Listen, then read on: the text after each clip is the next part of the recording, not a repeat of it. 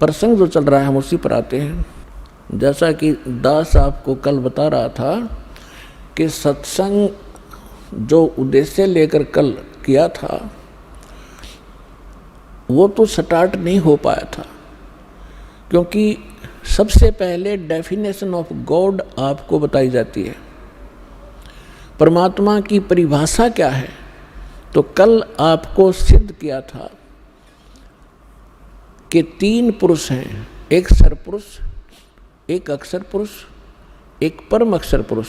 इन्हीं को अन्य शब्दों में ब्रह्म, दूसरे को परब्रह्म और तीसरे को परम अक्षर ब्रह्म कहते हैं। मुख्य रूप से ये 3 पुरुष, 3 ब्रह्म, 3 भगवान, 3 परमात्मा, 3 ये मालिक माने जाते हैं। लेकिन ये मालिक कितने हैं, उनका कितना सामर्थ्य है, ये भी परिभाषा प्रभु की में आपको बताया जाता है। जैसे ब्रह्म जो है ये 21 ब्रह्मांड का स्वामी है, 21 ब्रह्मांड का। और ब्रह्मा विष्णु महेश एक ब्रह्मांड में एक विभागीय मंत्री हैं। एक विभाग में एक ब्रह्मांड के अंदर जैसे एक प्रांत में मंत्री होते हैं, प्रांत में, और मुख्यमंत्री पूरे प्रांत का मालिक होता है। तो इन ब्रह्मा विष्णु महेश केवल एक ब्रह्मांड में और एक विभागीय मंत्री हैं। रजोगुण विभाग के ब्रह्मा जी और सतोगुण विभाग के विष्णु जी, तमोगुण विभाग के शंकर जी। अब इनका काम क्या है कि ब्रह्मा जी के रजोगुण के प्रभाव से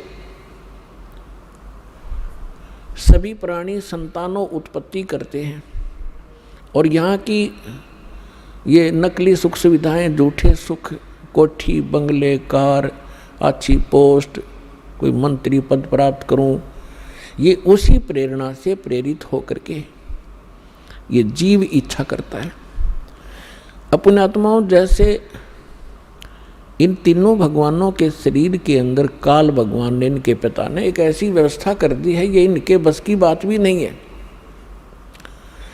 ये भगवान रहते हैं अपनी राजधानियों में, अपने लोकों में ऊपर, विष्णु जी विष्णु लोक में, शिव जी शिव लोक में और ब्रह्मा जी ब्रह्मा लोक में। लेकिन इनके शरीर से निकल रही जो तरंगे हैं, जो रेज हैं, वो इन 3 लोक के प्राणियों को विशेष प्रभावित कर रहे हैं। इस पृथ्वी लोक पर, नीचे एक पाताल लोक पर, ऊपर स्वर्ग लोक में। जैसे किसी मकान में, किसी महल में कक्ष हो, उसमें एक रसोई भी होती है, किचन, और किचन के अंदर मिर्चों का छोंक लगता है। वो मूल वस्तु साकार रूप में होती है किचन में, और उस गुण ने, मिर्चों के गुण ने अन्य कमरों में, अन्य कक्षों में बैठे हुए व्यक्तियों को छीकम छीक कर दिया। अब वो छीक आती है, उनके बस की नहीं, रोक लें वो छीक को।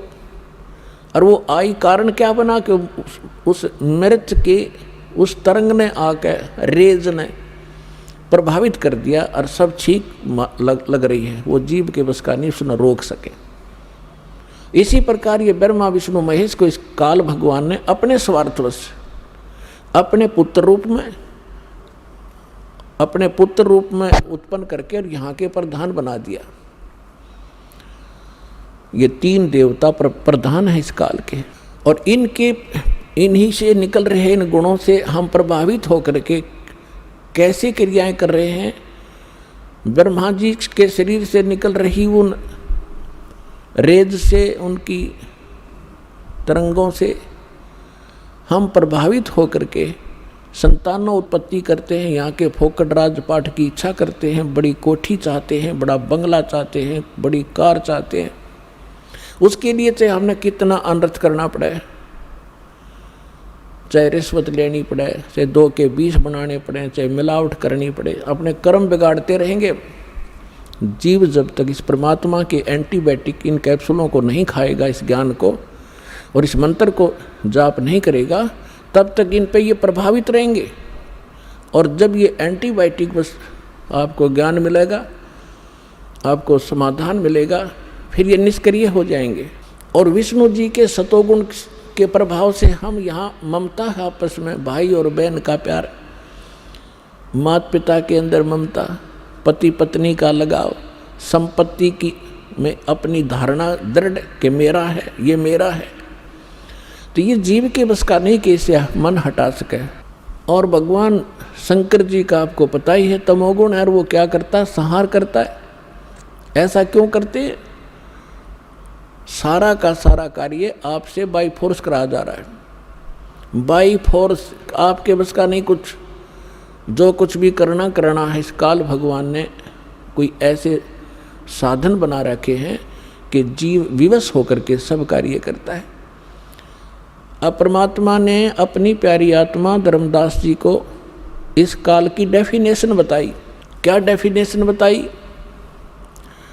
कि जैसे कसाई बकरे पालता है, जैसे कसाई बकरे पालता है, तो वो क्या करता है, एक जिसकी अच्छी बड़ी सेल है, वो क्या करता है, एक बहुत बड़ा चरागाह खरीद लेता है और उसमें उन बकरों को, बकरियों को छोड़ देता है, और उसी के अंदर एक तालाब बना देता है, उसी के अंदर एक शेड डाल देता है गर्मी, सर्दी, ओला से बचने के लिए, और स्वयं भी उनकी संभाल करने के लिए जाता रहता है।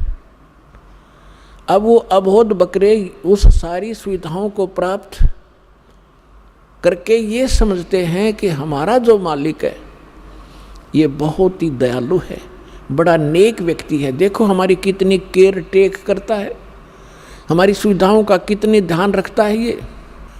और उसको देखकर वो उसको एक नेक व्यक्ति और अपना अच्छा स्वामी मानकर जब वो उसके अंदर जाता है, उनके उस स्थान पर जो कसाई जाता है, तो उसके पास दौड़ कर आते हैं उसको नेक व्यक्ति जानकर।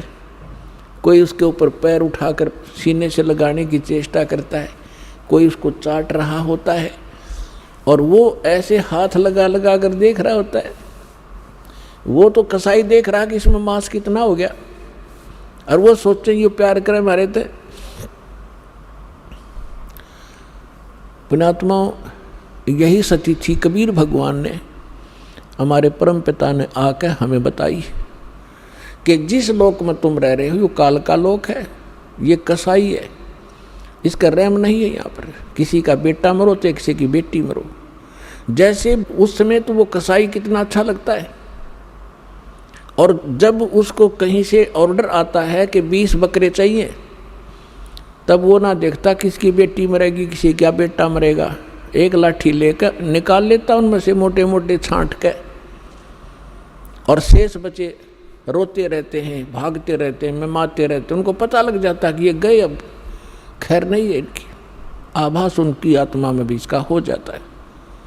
तो उस समय उनकी बुद्धि काम नहीं करती कि ये मालिक यूँ ले गया, इतना न काट के, ये कहाँ का अच्छा आदमी है। इसी प्रकार परमात्मा ने याद दिलाया है हमारे को कि आप इस काल के जाल को नहीं समझ सके, परमात्मा ने आके इसका जाल हमें समझाया है और बताया कि आप देख रहे हो जैसे यहाँ कितनी अच्छी ये मेवा है, ये ड्राई फ्रूट है, काजू है, किशमिश, सेब, संतरे फ्रूट हैं, और कितना अच्छा यहाँ वातावरण है, कितने अच्छे ये फल लगे हुए हैं, बढ़िया फसल है, अच्छी शीतल हवा चलती है, कभी वर्षा हो जाती है, समय पर सूर्य उदय हो रहा है, अस्त हो रहा है। तो इन सुविधाओं को देखकर हम सोच बैठे कि ये तो बहुत बड़ा दयालु भगवान, देखो हमारे लिए कितनी सुविधाएं दे रखी है। लेकिन हमारी बुद्धि वहाँ काम करना बंद कर गई कि ये इस एक परिवार के 3-3 सदस्य एक एक्सीडेंट में मर जाए, तब कहाँ गया वो भगवान की दयालुता। तो यहाँ परमात्मा ने बताया कि इस काल भगवान को अपनी गलती के कारण एक श्राप लगा है। 1 लाख मानव शरीरधारी प्राणियों के सूक्ष्म शरीर से निकाल कर गंध आहार करने का। अपने आत्माओं जैसे ये शरीर है, ये तो यहीं रह जाता है। जैसे बादाम के ऊपर एक कवर होता है, वो कवर खाने का नहीं होता, उसके अंदर गिरी होती है। इसी प्रकार हमारे इस स्थूल शरीर के नीचे एक सूक्ष्म शरीर है, और उस सूक्ष्म शरीर के अंदर जो भी हम स्थूल शरीर से खाते हैं, टेस्ट लेते हैं, आनंद लेते हैं, बकवाद करते हैं, सुल्फा शराब तम्बाकू सेवन करते हैं, उसका कुछ अंश उस सूक्ष्म शरीर में जाके समा जाता है। और उस सूक्ष्म शरीर के अंदर ये जीव मरता नहीं, और सूक्ष्म शरीर जल्दी से नष्ट नहीं होता। इस स्थूल शरीर को यहाँ कवर को छोड़ देते हैं, अंदर से वो गिरी ले जा करके एक तपस्या है इस काल भगवान के 21वें ब्रह्मांड में, और वो अपने आप प्रज्वलित रहती है। उसके ऊपर डाल दिए जाते हैं, उसमें ऐसा सिस्टम कर रखा है कि इसके वो जीव तड़फते हैं अपने आप, उनके बस के नहीं वहाँ से उठ जाएं। ऐसे पड़े पड़े जैसे खील बुनता है भड़बूजा, अपने आप चटक मटक होकर उठ गिरते हैं, पड़ते हैं, गिरते हैं, पड़ते हैं। और जिसने ज़्यादा तम्बाकू सेवन कर रखा है, ज़्यादा व्यसन कर रखे हैं, ज़्यादा मांस खा रखा है या कोई शराब पी रखी है, उनमें ज़्यादा गंध होता है, उनको ज़्यादा देर तक रखता है निचोड़ने के लिए।